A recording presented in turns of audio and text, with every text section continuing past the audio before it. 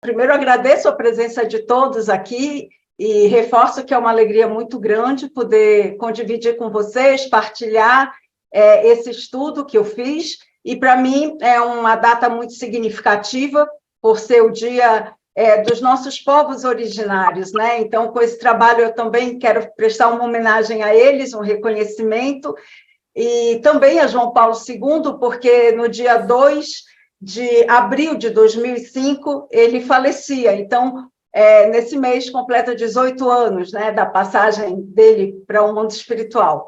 E o Lucan vai, então, me ajudar passando esse conteúdo, e se durante a apresentação tiverem dúvidas, perguntas, podem ser colocados aí no chat, e a gente vai dedicar uns minutinhos para conversar após essa apresentação. Combinado? Bom, então, Karol Józef Wojtyła, é dele que vamos falar. Eu queria também aproveitar para fazer essa introdução. A biografia é sobre ele, Karol Józef. O Papa João Paulo II, ele se torna bem à frente. Então, para mim, é significativo estudar a individualidade dele, a pessoa dele. Algumas imagens dele na infância, na adolescência, na juventude, na vida adulta e depois já como ancião. Bom, por que escolher Karol Józef? Porque durante o período de formação na Escola Livre, Antroposofia, formação em estudos biográficos de Juiz de Fora, em Minas Gerais, nós temos que apresentar essa tarefa, escolher uma biografia, um biografado, e com uma biografia fechada. O que quer dizer isso? Uma pessoa que tenha encerrado a vida dela, né, a existência terrestre dela, porque aí a gente tem a biografia completa, do nascimento até a morte. E eu fiquei no meu coração sondando quem era essa pessoa, até que eu entendi que tinha uma ligação afetiva, uma ligação muito profunda entre a minha pessoa e de Karol Wojtyła. E como começou isso? É uma pessoa por quem eu nutro muito respeito, admiração. A vida dele impactou fortemente a minha juventude. E eu acompanhei de perto o pontificado dele, estudei e li muitas das suas numerosas encíclicas. Mas foi em 85, por ocasião da Jornada Mundial da Juventude em Roma, que eu pude, que esse vínculo se consolidou entre nós, porque eu pude cumprimentá-lo pessoalmente. Era a primeira vez que ele criava essa iniciativa voltada para a juventude, e nessa ocasião eu pude apresentar um trabalho que eu fazia com meninos e meninas de rua, onde eu procurava ali testemunhar o cristianismo, e eu fui convidada para representar os jovens da América Latina e narrar essa minha experiência cristã para o Papa. Ao terminar de colocar de apresentar essa experiência, ele me chamou e disse: eu vi na apresentação que você é brasileira, mas de que cidade? Aí eu falei: de Manaus. Ele falou: eu já estive lá. E aí a gente tem esse momento muito, muito profundo de encontro, e depois ele puxa minha cabeça, encosta no peito, me dá de presente um terço. Enfim, ali se consolidou, se estreitou ainda mais um vínculo. Para mim, a biografia dele é repleta de acontecimentos inusitados e de muito valor histórico, e de valores que transcendem o mundo religioso e católico, e isso foi um motivo a mais de escolher estudá-lo, né? E eu lembro também, com muita aflição, acompanhando os últimos dias dele, que foram transmitidos pela televisão. Ele já estava humanamente, fisicamente, bastante decaído. Então, praticamente eu o acompanhei durante muitos anos. Bom, essa frase, essa orientação da doutora, tem no livro Biografia e Doença, escrito pela doutora Gudrun e a professora doutora Angélica Justus, que está aqui conosco. E ela foi o que me inspirou, que deu as diretrizes para eu fazer esse trabalho. A um certo ponto, a doutora Gudrun e a doutora Angélica colocam nesse livro o seguinte: que ao observarmos a nossa biografia, é importante dirigirmos um olhar consciente para a nossa ancestralidade, para a geografia do local do nascimento e para a contextualização da época em que nascemos. que influenciou e sustentou o nosso processo de desenvolvimento físico, anímico e espiritual. Eu achei isso muito interessante. Então, ao olharmos para a nossa biografia, tem esses três movimentos: a nossa ancestralidade, o que acontece antes de nós, com pai, mãe, avós, bisavós e assim por diante, a geografia do local onde a gente nasce e o contexto da época histórica. Então, foi esse movimento que eu fiz ao estudar a biografia de Carol. Então, já que é assim, vamos olhar um pouco para o local histórico que ele nasce. Ele nasce na Polônia, uma população de cerca de 37 milhões de habitantes, com um território, como a gente vê, considerando a Europa representativo. E o interessante é que a Polônia tem 90% da população dela cristã católica. Então, a gente depois vai ligar esse fato também à biografia e ao que ele fez. Os povos originários da Polônia são os eslavos, e é um país que faz fronteira com 6 países, além do Mar Báltico. Então, a gente vai também entender politicamente a importância dessa localização geográfica da Polônia e por que tanta coisa acontece justamente nesse lugar, nesse território. Eu queria... rapidamente, a formação política da Polônia como país, né, ela é de 966 depois de Cristo, quando se forma primordialmente o Estado polonês, e foi através desse duque que foi convertido ao cristianismo. Então, desde a formação desse povo, né, desse país, já tinha esse traço, esse componente católico presente. Depois acontecem sucessivas invasões, como aí em 1025, quando o Ducado da Lituânia, formado por povos pagãos, chegam e dominam o território. Depois, já dando um salto histórico, 1772, a nova divisão do território polaco entre o Reino da Prússia e o Império Russo-Austríaco. Depois, novamente, em 1918, aí mais perto de nós, é recuperada a independência no final da Guerra Mundial, da Primeira Guerra, liderada por esse marechal, Józef Piłsudski. Em 1939, tem o início da Segunda Guerra Mundial e, novamente, o território é invadido pela Alemanha nazista, não é? E, em 1944, o país se torna, então, uma república comunista soviética, né? Ligada à União Soviética. E, por fim, em 1990, a dissolução do Partido Comunista e a eleição livre de Lech Walesa para presidente da República Polonesa. Então, em rápidas linhas, é essa formação política desse território onde a individualidade, né, onde Karol Józef Wojtyła nasce. A família dele, aqui eu quero destacar, nos livros que eu pesquisei, eu cheguei só aos trisavós como ancestrais dele. E aqui a única coisa que eu quero destacar é a morte prematura de muitos membros da família. Isso é um padrão que se repetiu na história familiar dele. Só para terem uma ideia, por exemplo, nos avós, não é, do lado materno, né, o Félix e a Maria Ana, eles tiveram 9 filhos, mas apenas 5 atingem a idade adulta. Os outros morrem prematuramente, inclusive o Félix perde a Maria Ana muito assim, prematuramente. Também acontece do lado paterno, né, onde o Maciej Wojtyła, que é o avô de Carol, ele também perde a esposa e ele se casa mais 2 vezes. Então, e mais para cima também no bisavô materno e no paterno também acontece isso. E nós vamos ver que na família dele também volta a acontecer. Então, isso é uma repetição de padrão, com mortes prematuras, principalmente de mulheres, mas não só.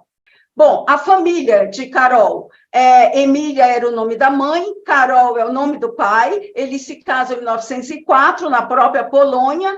Em seguida, após o casamento, eles se transferem para uma cidade maior, Wałbrzych, em razão da carreira militar de Carol, né, do pai, que trabalhava no setor administrativo do Exército. A família tem 3 filhos, o mais velho é o Edmund, que nasce em 1906, ele era chamado carinhosamente de Mundek, que é o diminutivo de Edmund.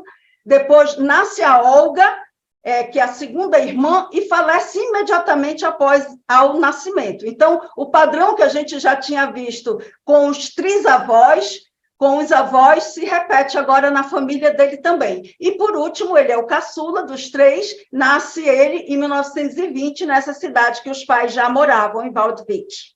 O contexto de nascimento dele, o nome Carol foi escolhido em homenagem ao pai e também a um tio, e também em homenagem àquele marechal que fez a reunificação do país, o Marechal Piłsudski.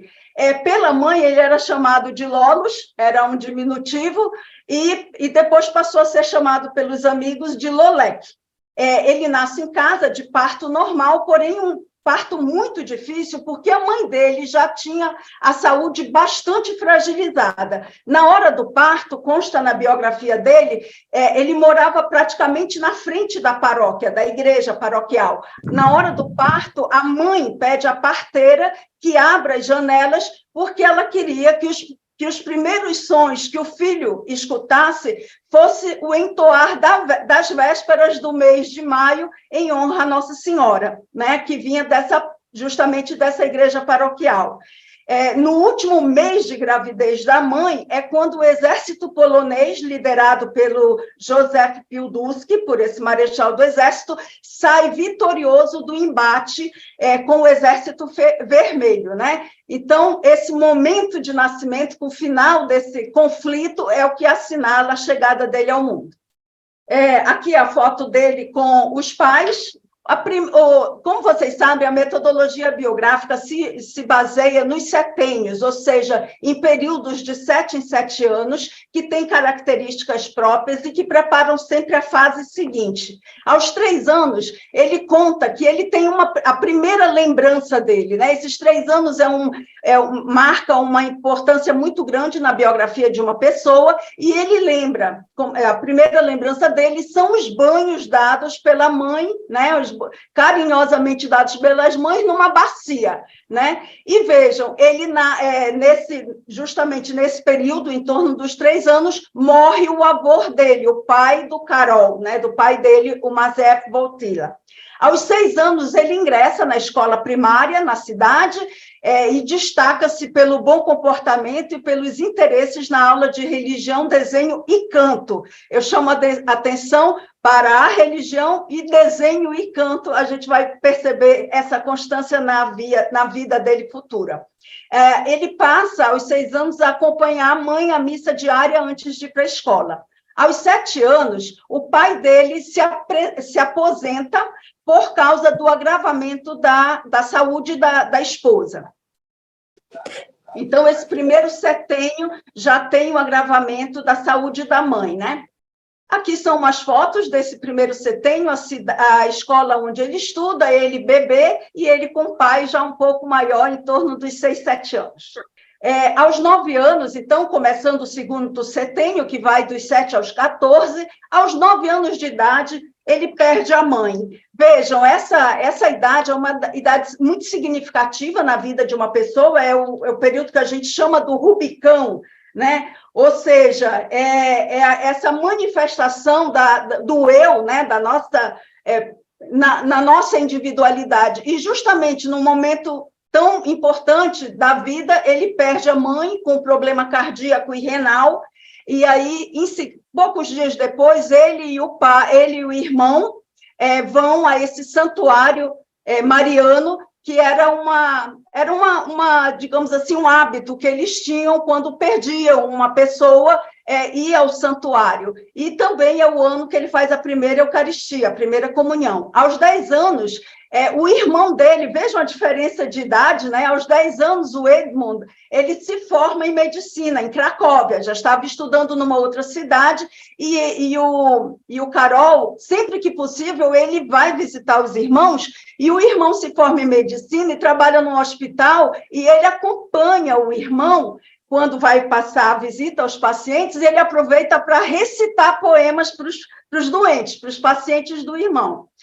Aos 11 anos, ele se torna coroinha e amigo desse sacerdote que era pároco, confessor e professor da religião dele, de religião. E a gente sabe que por volta aí desse período dos 12, 11 anos, é quando a criança tem aquela presença na vida dela de uma autoridade amada, de alguém que ela admira muito. E essa é a pessoa que, para o Karol, se torna muito importante. Aos 12 anos, que é um período também marcante na vida de um adolescente, ele perde o irmão. Vejam a recorrência, né, daquela questão que a gente viu lá na ancestralidade. Ele já tinha perdido a mãe aos 9, e aos 12 anos ele perde também esse irmão, vítima da epidemia de escarlatina, que ele contrai no hospital onde trabalha, tratando de uma paciente.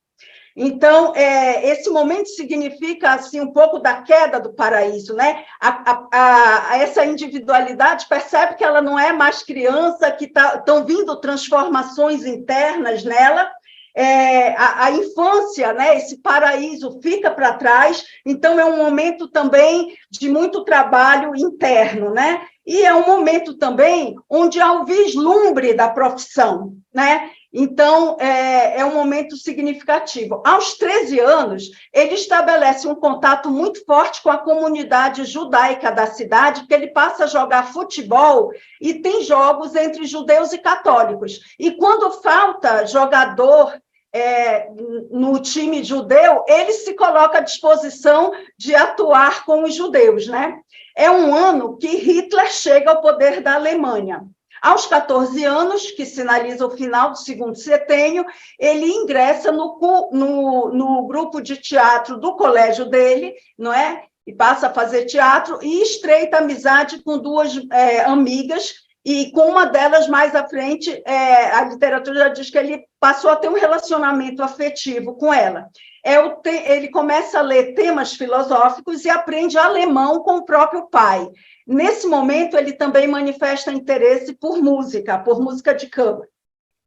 A gente sabe que em torno dos 14 anos é quando acontece também uma maturação sexual, né? É a fase da turma, a fase das tribos, né? E justamente ele se engaja nesse grupo teatral e tem essa amizade muito próxima com os amigos justamente do teatro. E aqui, ele como coroinha, ele aqui embaixo nessa foto com as amigas, essas duas com quem ele estabelece um relacionamento bastante próximo, e ali no hospital com as enfermeiras quando ele vai visitar o irmão, que falece, né, nesse setênio. Dos 14 aos 21 é o terceiro setênio, que é a primeira grande fase da nossa vida, né, de uma importância muito grande. Aos 15 anos, ele escapa de um acidente. E aí eu também gostaria de sinalizar a recorrência desses acidentes na vida dele. Nessa ocasião, um amigo aponta uma arma para ele e não sabe que a arma está carregada. Então, ao atirar, a bala não o atinge por muito pouco. Aos 16 anos, ele ingressa no ensino médio e se torna presidente dos Filhos de Maria, uma associação leiga e católica. Aos 18 anos, que é esse momento de acordar para a vida, não é? Justamente, ele participa de um acampamento paramilitar com outros jovens e se muda com o pai para Cracóvia, lembrando que a Alemanha já tinha sido invadida por Hitler e que a Europa toda estava em grande ebulição política. Ele ingressa na faculdade de filologia e também, nesse período, ele leu o Capital em alemão, né, no idioma de origem, e cursa também já agora teatro profissional. Aos 19 anos, professores da universidade são enviados para o campo de concentração, e alguns desses professores eram pais de amigos dele da escola. Ele escreve os primeiros poemas, e em 1939 tem início a Segunda Guerra Mundial, onde a Polônia é ocupada pela Alemanha nazista. Aos 20 anos, ele, então, faz serviços forçados, né? Porque a cidade inteira é ocupada, e ele, nesse período de serviços forçados, trabalhos forçados, ele sofre um acidente numa pedreira onde ele trabalhava e machuca o ombro.